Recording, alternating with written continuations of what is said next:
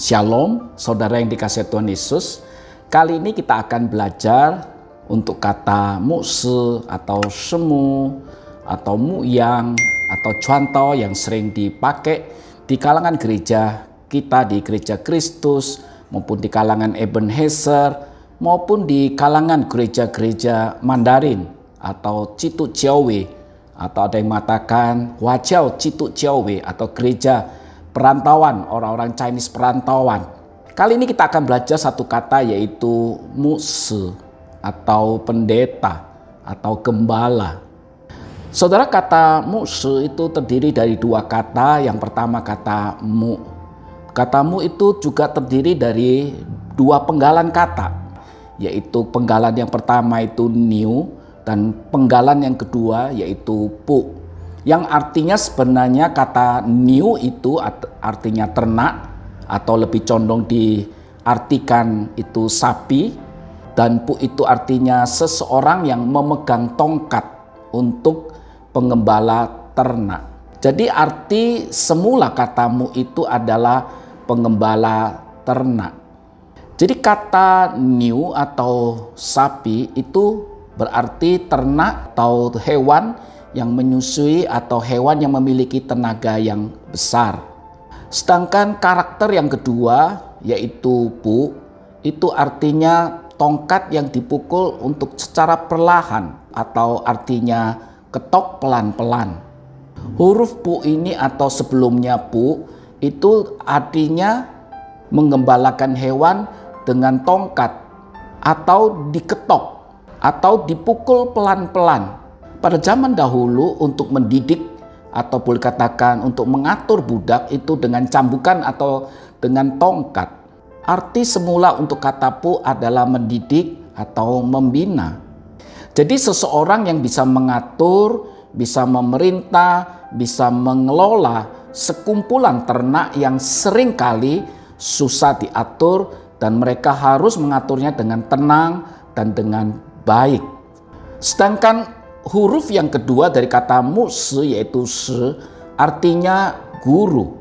Orang yang dapat memberikan pengetahuan dan keterampilan. Orang yang dapat mengajar orang lain. Kata se juga bisa berarti panutan. Seperti lao si yang artinya guru.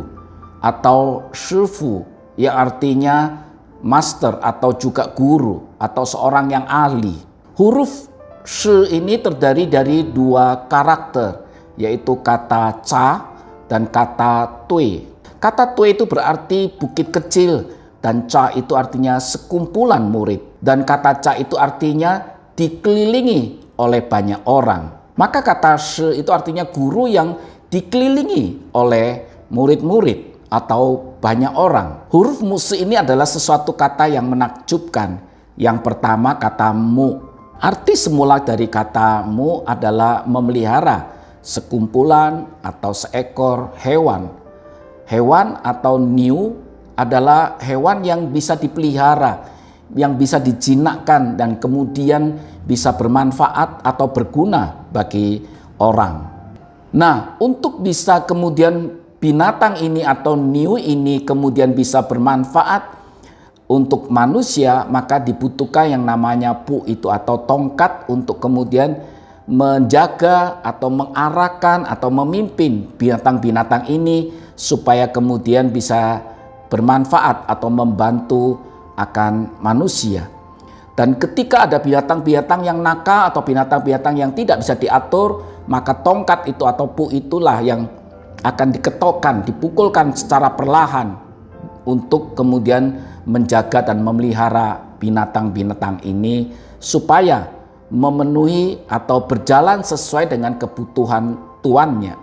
Su adalah orang-orang yang dikelilingi oleh banyak orang atau boleh dikatakan murid-murid dan mendidik mereka supaya mereka mengenal dan mengerti satu kebenaran sehingga kemudian mereka disebut lao shi atau guru.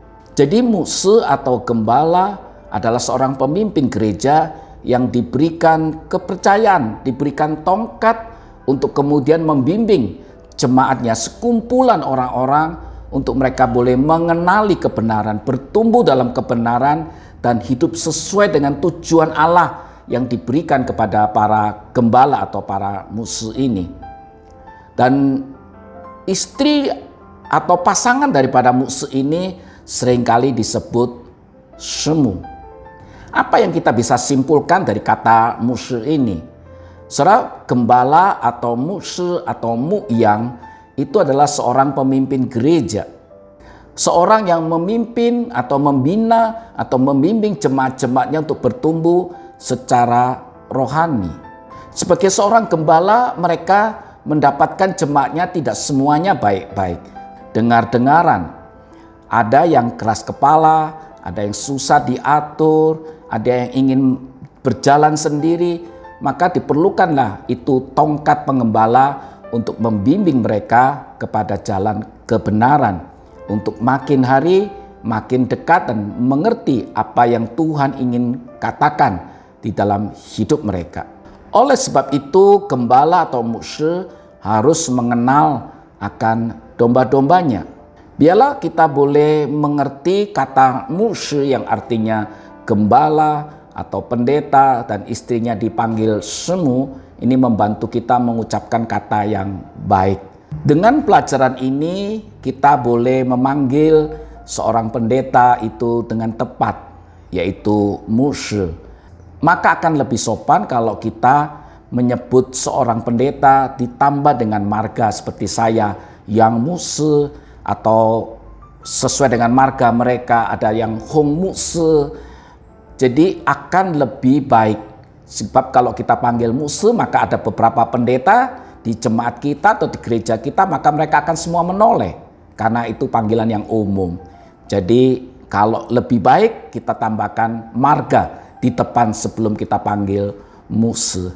Biarlah pelajaran ini boleh membantu kita untuk boleh menyebut dengan benar, dengan tepat kepada hamba-hamba Tuhan yang ada di gereja kita. Dalam sesi selanjutnya kita akan belajar kata cuantau atau pengabar Injil.